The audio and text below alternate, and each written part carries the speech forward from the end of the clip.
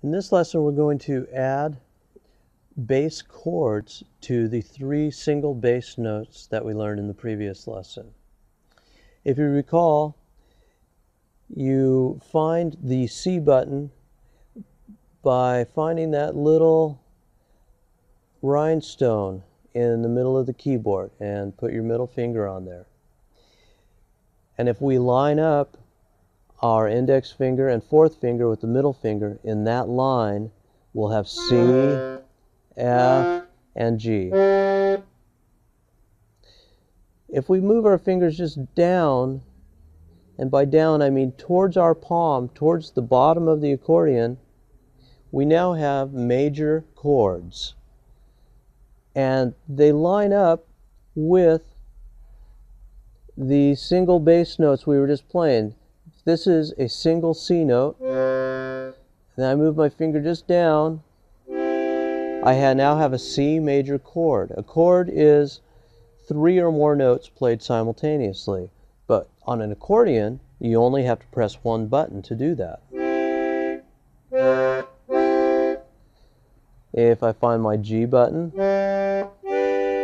and move the finger just straight down the diagonal row, I will have a G major chord.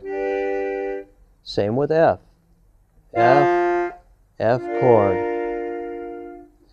Again, this is the basis of many a folk and even many a rock song.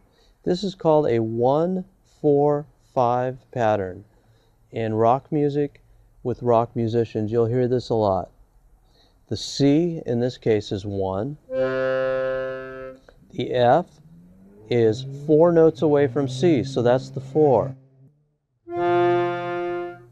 The G is 5 notes away alphabetically from C, so that's the 5. 1, 4, 5, 1. Now if we add the chords, simply swing your index finger around under the middle finger to get that C chord.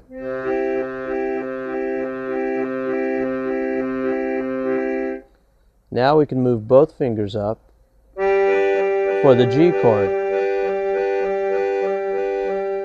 Back down to the C.